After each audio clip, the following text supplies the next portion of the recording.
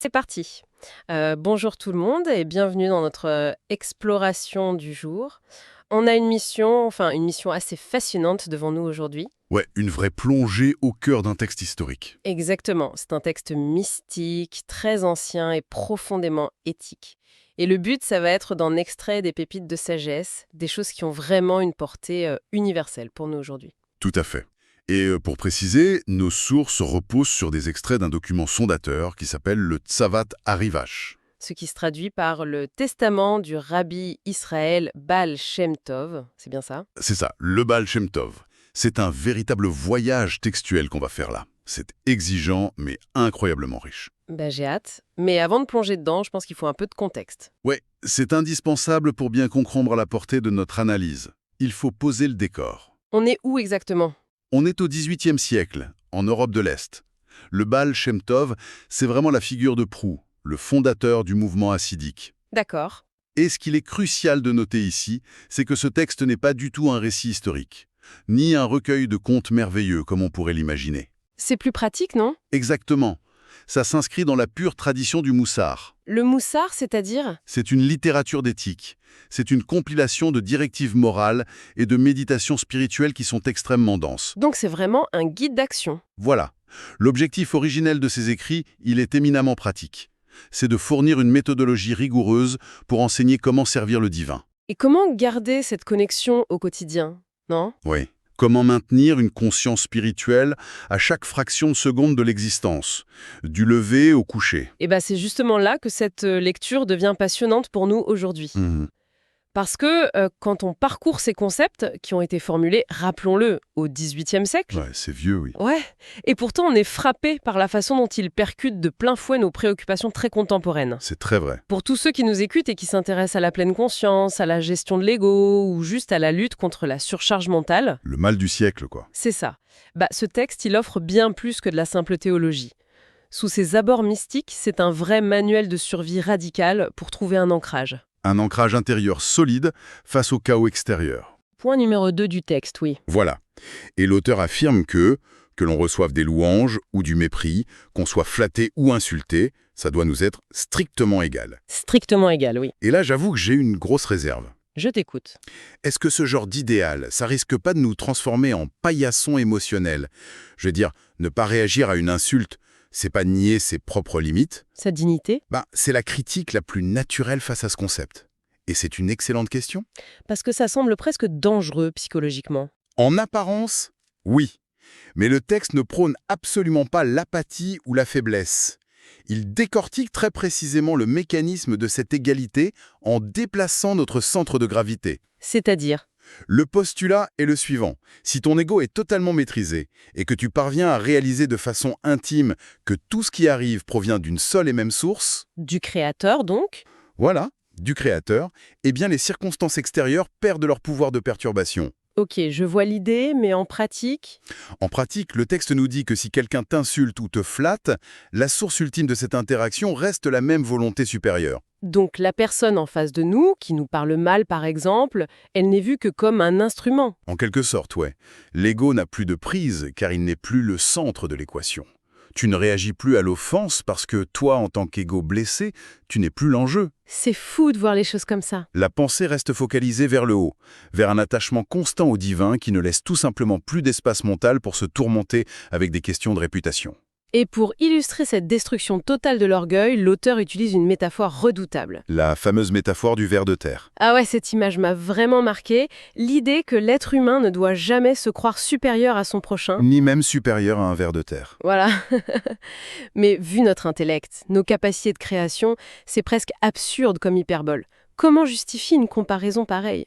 La justification n'est d'une logique implacable dans leur cadre de pensée.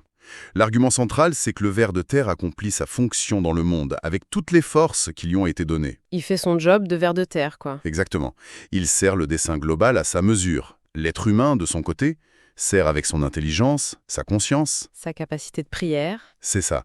Mais le texte souligne que cette intelligence n'est pas une création de l'homme. C'est un outil qui lui a été prêté. Ah, je comprends. S'il n'avait pas reçu cet outil, il serait au même niveau. S'il n'avait pas reçu cette intelligence spécifique, il fonctionnerait exactement comme le ver. En fait, c'est une attaque en règle contre la méritocratie spirituelle. C'est le mot juste. Le piège très classique que l'auteur identifie, c'est l'orgueil spirituel. Se glorifier de sa propre dévotion ou de son érudition, ça annule l'acte lui-même. Parce que l'orgueil recrée de la séparation. Totalement! Si quelqu'un commence à se dire que son niveau de conscience est supérieur, il réintroduit son ego de manière massive. Il s'attribue le mérite d'outils cosmiques qui ne lui appartiennent pas du tout. Voilà! C'est une leçon d'humilité absolue. Chaque créature est un rouage nécessaire et aucune ne possède de force par elle-même. D'accord, je comprends beaucoup mieux la mécanique. On pulvérise l'ego pour laisser la place à la présence divine. C'est le but, oui. Mais du coup, ça soulève un autre problème pour moi. Historiquement, dans beaucoup de traditions, quand on détruit l'ego et qu'on prône le détachement face au monde, On finit dans l'ascétisme. ouais, inévitablement. On associe la piété à l'austérité, à la mortification et bien souvent à une forme de tristesse résignée. Tout à fait. C'est très courant. Or, ce texte semble prendre un contre-pied total sur ce point précis. Et j'ai trouvé ça fascinant. C'est même l'une des révolutions majeures de ce courant de pensée. La tristesse n'y est pas du tout vue comme une preuve de profondeur. Au contraire, c'est vu comme un obstacle, non? Un obstacle majeur, ouais. Presque paralysant pour le développement de l'esprit. L'auteur met sévèrement en garde contre la mélancolie. Il y a une phrase très forte d'ailleurs. Laquelle? Celle qui dit que la crainte sans joie est une mélancolie noire. Oui, le point 56. La joie n'est pas juste un bonus, elle est requise.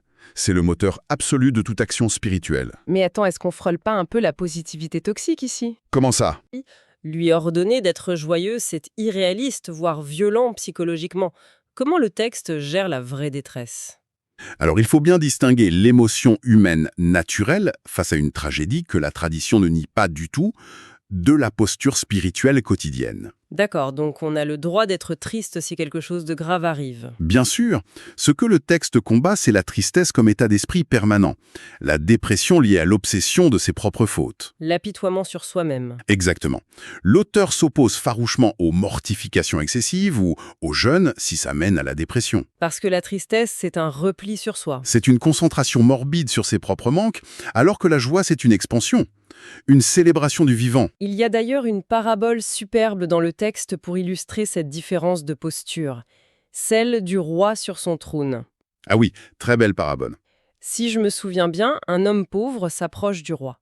Il pleure à chaudes larmes, il se lamente sur son sort misérable. Et le roi lui donne quelques pièces. Voilà, par simple pitié, pour le soulager. Mais ensuite, c'est un ministre qui s'approche. Et lui, il aborde le roi avec une joie immense. Il célèbre la grandeur du souverain, la beauté du royaume, et seulement après, il présente sa requête. Et là, la réaction du roi est très différente. Touché par cette connexion joyeuse, le roi lui offre un trésor inestimable. C'est incroyable comme image. C'est la clé de voûte de leur approche. Ça montre la différence fondamentale entre agir par contrainte, par peur du manque, et agir par amour. Pleurer sur soi-même, ça maintient la distance. C'est transactionnel. Exactement. Louer avec joie, ça crée une intimité. D'ailleurs, le texte apporte une nuance sur les larmes qui est très intéressante. Oui, il y a une exception, c'est ça, non? La seule exception où les pleurs sont considérés comme valides, spirituellement, c'est s'ils proviennent d'une immense joie. Les larmes de joie. Voilà. Elles sont acceptées car elles débordent d'un cœur connecté et non d'un esprit rabougri par l'apitoiement. C'est un renversement complet de perspective. On passe vraiment d'une spiritualité de la culpabilité à une spiritualité de l'enthousiasme. C'est tout à fait ça. Mais soyons réalistes un instant. Allons-y. Même avec la meilleure volonté du monde, une joie sincère, un ego maîtrisé, notre cerveau reste une machine à produire du bruit. Oh que oui. Notre esprit s'égare en permanence. Et j'étais très surprise de voir avec quelle lucidité ce texte du XVIIIe siècle aborde le problème de la distraction. Ce qu'il appelle les pensées étrangères. Voilà. Comment on gère le fait de penser à sa liste de courses en pleine méditation profonde? Le vagabondage mental, c'est universel. Et la psychologie déployée ici est remarquablement moderne. Qu'est-ce qu'on fait d'habitude face à ça? On s'énerve? Le réflexe naturel, c'est la frustration. On se sent coupable de manquer de concentration, ce qui, ironiquement, génère cette fameuse tristesse qu'on doit fuir. C'est le serpent qui se mord la queue. Exactement. Donc l'auteur propose de ne surtout pas culpabiliser.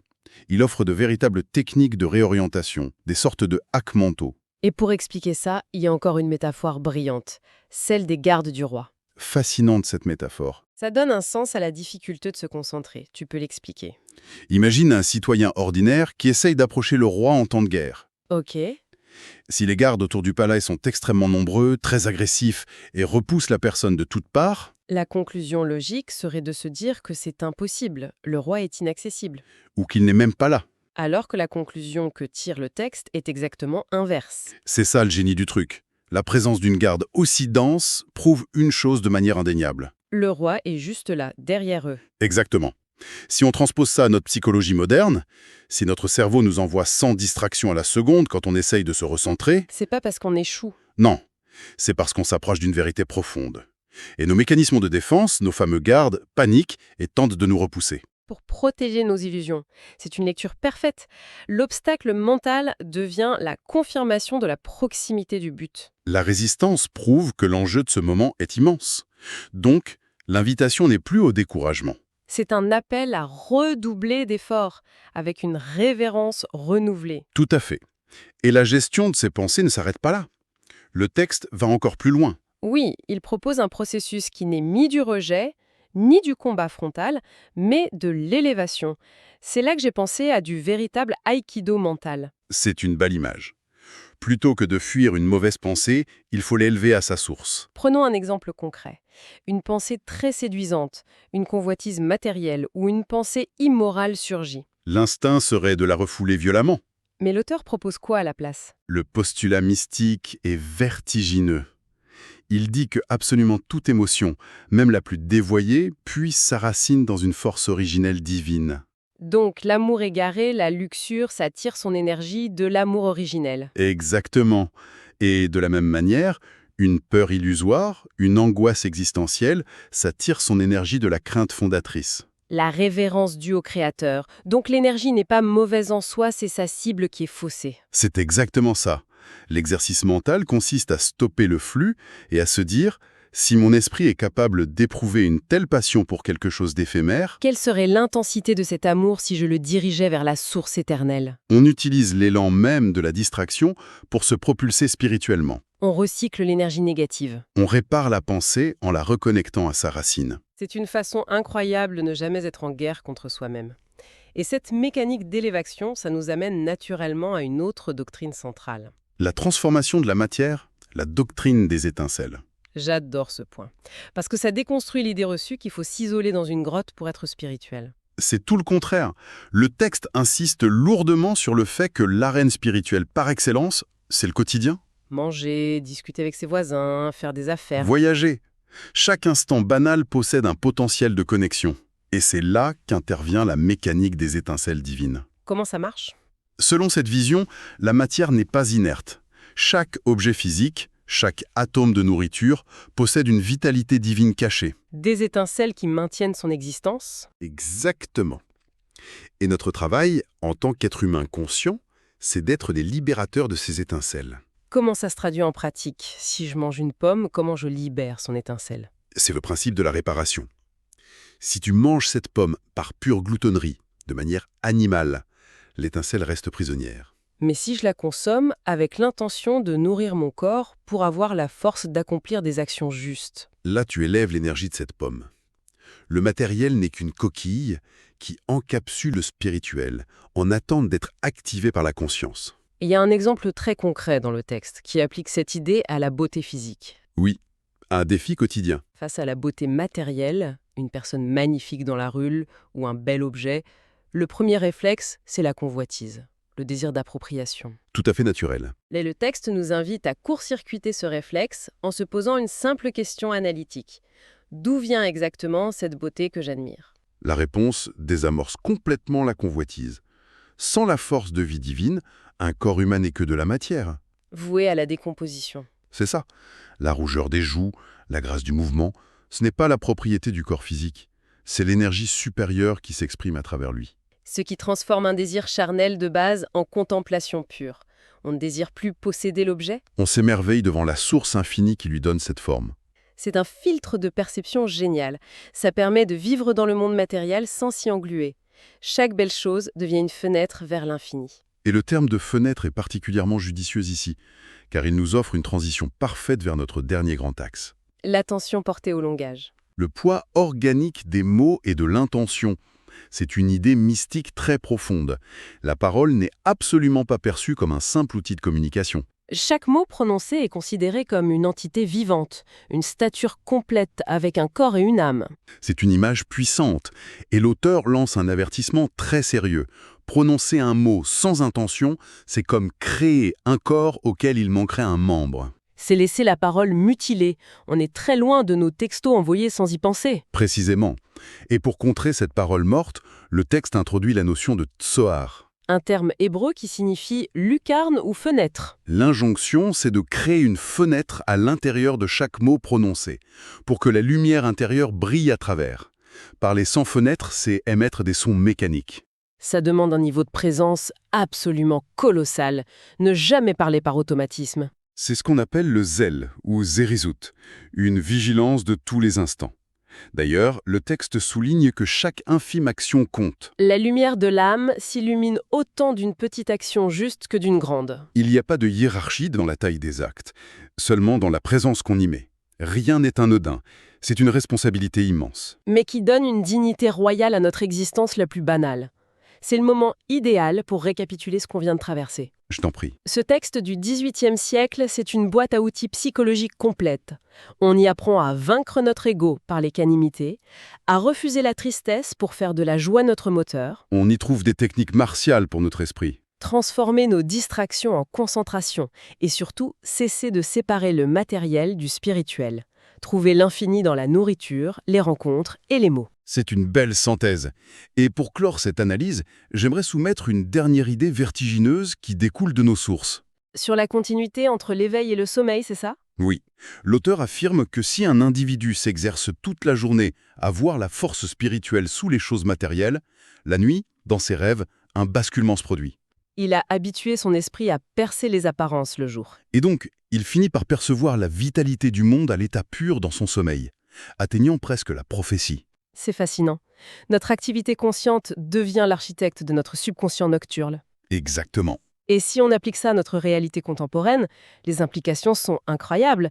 Que sommes-nous en train de bâtir dans notre subconscient avec le déluge d'informations superficielles et de notifications qu'on consomme ? C'est la grande question. Si notre sommeil est peuplé d'angoisse, c'est le reflet de la matière pauvre dont on le nourrit le jour. Et si changer notre façon de regarder le monde le jour était la seule clé pour éveiller notre esprit la nuit. Une vraie réflexion à méditer. Merci pour cette exploration passionnante. C'est une pensée profonde que chacun de ceux qui nous écoutent pourra emporter pour observer sa propre façon d'interagir avec le monde.